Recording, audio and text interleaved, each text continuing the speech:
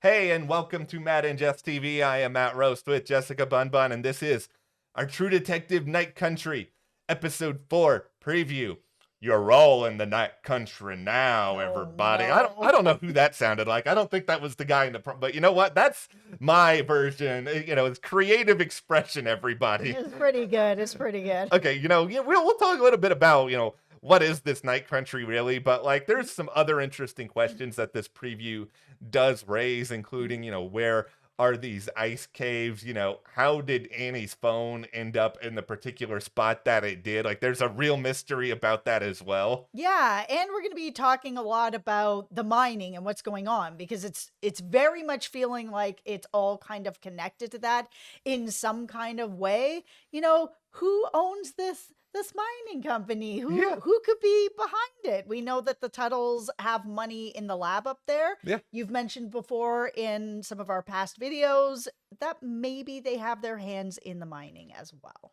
Here's just the craziest thing from the jump here. We are at the halfway point of this season. Oh. I've seen this question about why there's only 6 episodes. Like the simple answer I can give is that Issa Lopez, who is, the showrunner for season 4, she's written and directed all these episodes. So I think, the idea of having her write and direct every single episode, probably more than 6 might have been a little bit much. There's a reason why most TV shows have a lot of different directors and a lot of different writers and all of that other sort of stuff in there. Yeah, and so far she's doing a really great job. I mean, I'm really enjoying this season. Even, I know there's been a lot of discussion out there of people that are like, I really like the connections to season 1, and other people that are like, I really don't like the connections. And that's fine. But like in general, for me, I really enjoy the connections to season 1. It's not overwhelming. It's not taking anything away from season 1 for me. Like it's really enjoyable. And it's also, still its own thing, like even with some of these callbacks and connections. Yeah, I won't try to go too far down the rabbit hole here. It's just that like this can be an extension of what season 1 did, but it doesn't take away from the art that season 1 was. Like if you love season 1 and for whatever reason you don't love Night Country, it doesn't make season 1 worse. Like they're their own thing, and that's okay. Like it's okay for season 4 to take some elements of it. Like it's all just, fun speculation and ways to kind of talk about this show that we really love. I mean, there's some Yeah. obvious connections here between the two. How far they go, we'll have to wait and see. Absolutely. There are no wrong theories here at the channel with you guys, with us. It's Yeah. all speculation at this point with some of those things. So feel free to leave your theories here. Like I said, nothing's wrong at this point. We don't have any answers. Everything is just discussion and lots of fun. Yeah. But today we're really going to get into the preview of what is coming up. All right, well, hit that subscribe button for more True Detective content, especially because over these next couple of days, we have a couple big theory videos that we're really excited to bring to you guys.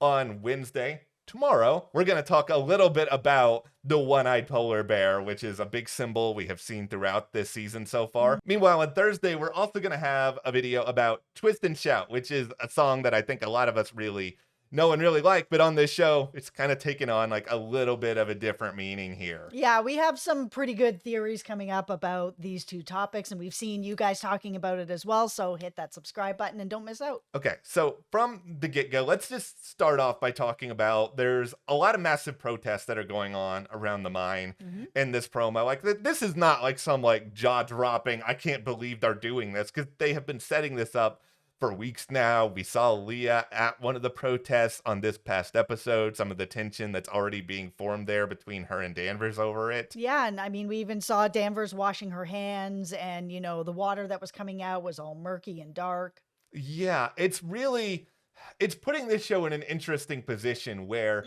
they're really trying to set up this sort of opposition between these different sides. And this doesn't necessarily mean that these different sides, like one of them's involved in the case, one of them is not involved in the case, but there's a definite possibility here, especially when we sort of consider this idea that, like, okay, are the Tuttles actually in ownership of the mine and also the research station, and sort of vis-a-vis, like, if you're protesting one of them, you're effectively protesting both of them. Yeah, because in our last theory video, we talked a little bit about Annie K. Because, in the last episode, we saw the hairdresser had said that Annie was really pushing to go up to that lab. She had only been up there that one time. She met up with Clark, started this relationship, and wanted to keep it a secret. So, one of the theories that we talked about was the idea that maybe she was a victim of one of the Tuttles back when she was much younger and, was able to escape it and repressed her, the trauma that happened. But she kept having these dreams about the spiral. And when she got the tattoo, it went away. And the idea that then all of her repressed trauma came forward and she was like, okay, I need to find out more about the Tuttles. So she created this relationship with Clark and went up there because it has now been out there in this world that the Tuttles have been funding the lab. That's one way to go. But another way to Mhm. possibly go with it is that if the mines and the lab are both being funded by the Tuttles, which is absolutely possible, Pete said that they've got their hands in everything all over the Yeah. place. So it could be then that she was pushing to go to the lab because she knows that the Tuttles have their hands in it to maybe get more information about the Tuttles from somebody who works there so that she can get more information to maybe figure out what's going on with the mines, if it's all connected in some sort of way. And that's why she wanted it to be a secret. Someone from the Tuttles figured it out, sent someone out to kill her. I think that there's a couple really interesting ways to sort of look at all of this when it comes to the mind sort of being branded as this very, very bad thing. Because, like, there's a possibility they are, and that these protests, like everything that's going on, is going to force Danvers in particular, who I think has been very, very hesitant to sort of look at any of this stuff as necessarily like fully bad, but it's Mhm. going to force her to dig more into this sort of stuff and maybe get to the bottom of something where, it's a little bit metaphorical in a way. Like all these protests aren't necessarily being like, okay, the mines are behind these murders, but they have been trying to say that these mines are bad for Ennis and the community. And this could Mhm. sort of be a way of expressing all of that in a different way. On the flip side, if the mines aren't actually involved in anything and you are sort of the killer, or if you're Clark and you are actually doing this for a nefarious reason or whatever your reason may be, it's a perfect smokescreen. It's like, okay, all this attention is going to be over here.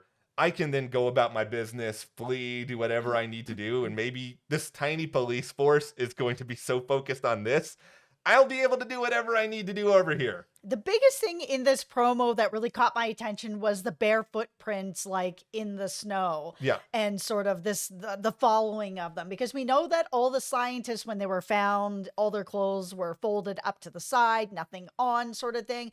We had also seen, that picture of Clark, holding Annie, clothes not there, sort of Yeah. thing. Now we've got bare feet out in the snow like that. Like, I don't know, I'm not like, a doctor or, a coroner. I was a former funeral director, but this doesn't give me enough knowledge to know, like, how long can you last in the snow in bare feet like that? How long before you're dead? Like, are they following someone who's dead?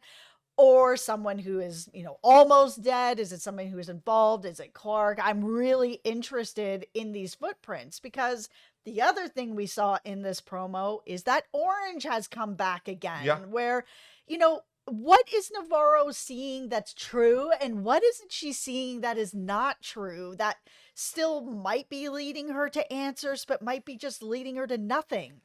I kind of wonder if somebody is intentionally just playing with her mind to a certain degree because, like, it's at least it seems like it's fairly well out there that Navarro's sister is having a lot of mental health challenges. Like, Mhm. that's something that's even mentioned in the synopsis for this episode, that maybe this is sort of a way to sort of play further into Navarro's own headspace where she's already dealing with all of this. She's already sort of struggling with, okay, there are some things I'm seeing, how much of it is real, how much of it is not. Like, obviously, I Mhm. don't think whoever is doing this knows about what happened with Lund at the end of episode 3, where Lund seemingly, No. like rises from the near dead or whatever. But bear with me, everybody. This is going to sound very strange, but I'm wondering it. What if somebody has like a fake foot and they're just like leaving fake footprints? And this sounds stupid. I understand.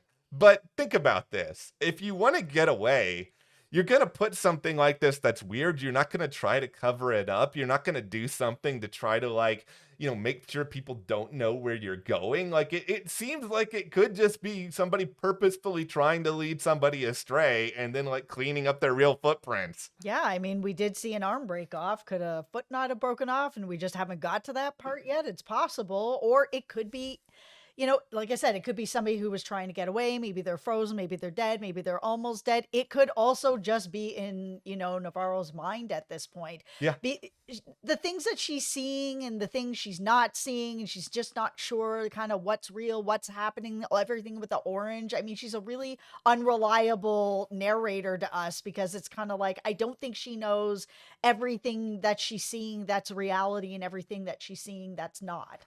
That's what makes this show both really good and really challenging at times. Well, yeah, because we also know that Danvers isn't being entirely honest about everything as well. So Yeah. it's kind of like, who's actually telling us the truth about stuff? Okay, we're going to navigate now a little bit over to the ice caves because there's some fascinating stuff here. So we know now that the ice caves are apparently where Annie K was actually killed. However, that's not where Annie's body was found. And it's mentioned in the preview that, there's not even any ice caves close to where Annie's body was found. So that means somebody intentionally moved the body, not a short distance, but a long distance because they did not want anybody even to remotely suspect that these ice caves were there. And that's especially interesting then when you bring up the question about Annie's phone. Yeah, absolutely. Because then it's either like the killer moved her and the phone, Yeah. which is, one thing, or it's Clark and he moved her and the phone, which would explain why the phone was then found back in the trailer. Like, how did that phone get to the trailer if it wasn't through Clark? And, if it was somebody else who had murdered her, I mean, he seemingly might be the person that ended up with the tongue. It was, her tongue was found there at the lab. So if that was found at the lab and the phone is found in her trailer, I mean, there's lots of smoke around Clark that he did this. And maybe he did, and maybe the more of the mystery is, well, why? Why did he do this? Like, if it's a situation where Clark was forced to kill her for whatever reason, maybe he keeps the phone as just like a memento, something to remember her by, because otherwise I'm having a really hard time with this phone because it's like, if you're killing her because you're trying to keep her from telling the truth about something, it's pretty clear that she discovered something. The theory I sort of brought up in episode 3 was that they're building something potentially with DNA or these microorganisms that they're sort of finding at this research station. Maybe they're coming up with a perfect strand to cure diseases or something like that, but she recognized the danger of it. It was potentially going to get out, but it's okay, you're going to take her out to keep the secret from coming out. You're not going to destroy the phone. You're not going to throw the phone, I don't know, into a fire, the ocean, unless Clark just somehow knew who you were and stole the phone off you. The only other explanation I can think of is he had some sort of sentimental attachment and he wanted to keep it. Or he's on a revenge tour, which is kind of a hill that I've been on, is that he either was forced into killing her, or he knows who did, or he's trying to figure out who did. And he got his hands on the phone because she did record that video. I've seen some people say that she was live streaming it or something like that, or that was going up on social media. None of that is really what was happening. It looked like she was just recording a video on her phone to be like, if something happens to me, this is my name.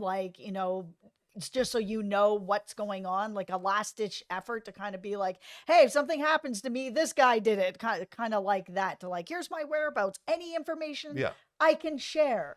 So, I mean, Clark's trailer very clearly was not hiding anything about his relationship. There's pictures everywhere. The phone is there. It was very open about it. So if he ended up actually killing her, then, then the why is really important because he's not hiding a lot of anything. No, he could have made that trailer a lot harder to find, or he could have done something to make cleaned it out. Yeah, he could have done something here. And, especially since he's still potentially alive and out there. Maybe, I mean, we still don't really have an answer to that. But yeah, what you said about the live streaming, she's in the middle of nowhere in Alaska. I'm pretty sure she probably doesn't have whatever sort of, I don't know. I feel like the cell service is not that great. Not in the middle. I don't know. We're in an ice cave.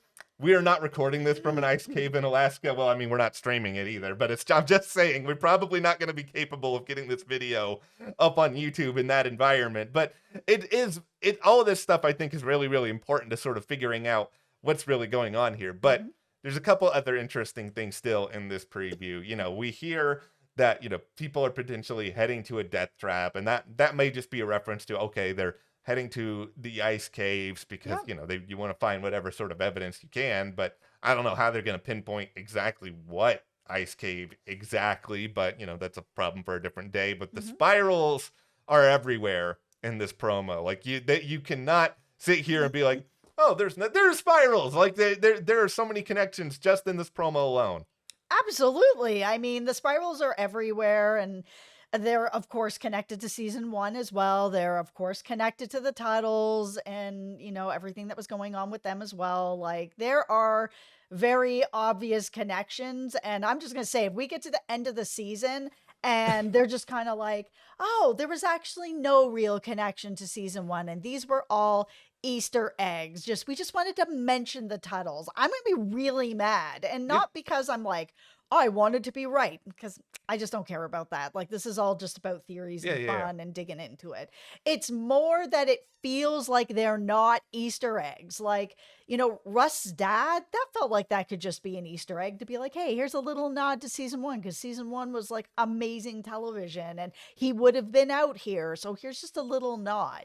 The minute that you're bringing up the spirals as much as you are and the tunnels, like, that was like one of Rust's biggest issues, was that they got away with it. And now they're out here. That's not an Easter egg anymore. That's like a direct connection. So, don't do me dirty, Yeah. Night Country. What Night Country.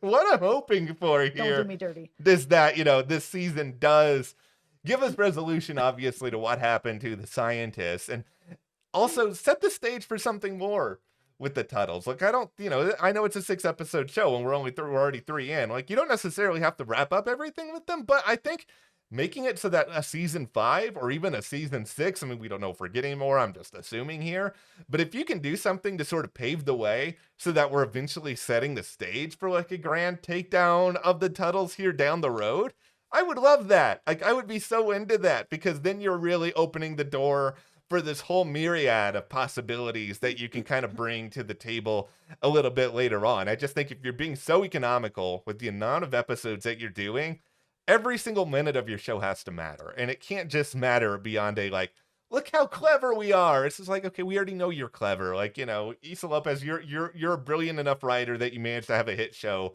on HBO. Like, you don't have to prove anything to us. I just think all this stuff needs to be brought to a pretty specific conclusion where we're made to feel something by it. Yeah, I mean, even if they don't move in the direction of like, if there's another season, they're gonna get back into the titles and all that. I'm fine if that's not where they go, but it just needs to not be, this is just an Easter egg, hee hee, look how clever we Yeah. are.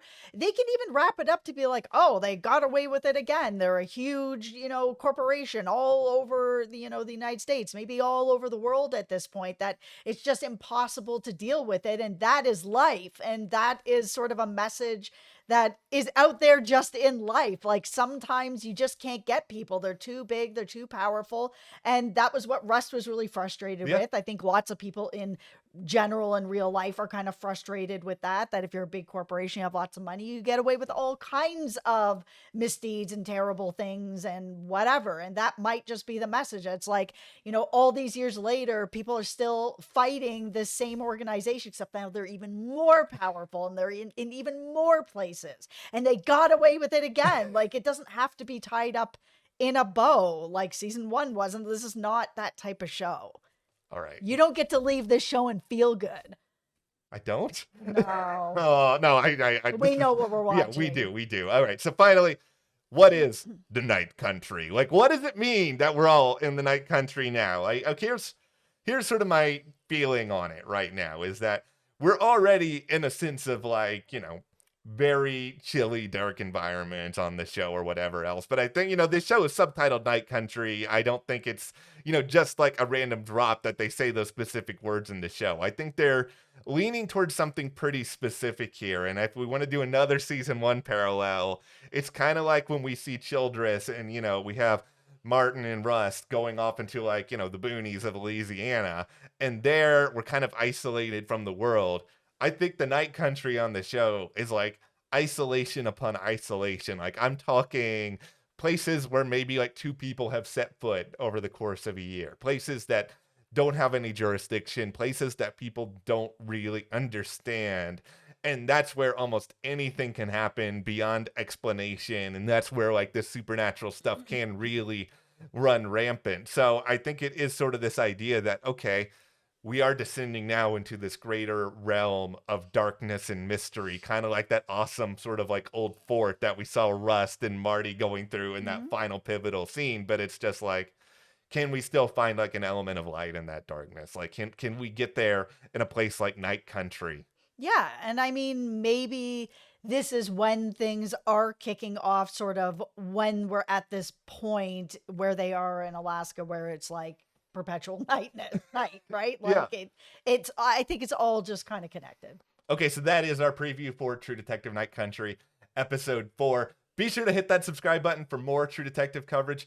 Click that box right there if you want to watch our most recent theory video all about why Tuttle United is so important. Mhm. Also, be sure to join our Patreon for all sorts of exclusive content on True Detective. We have that link in the description below, Mhm. and we'll see you guys here next time.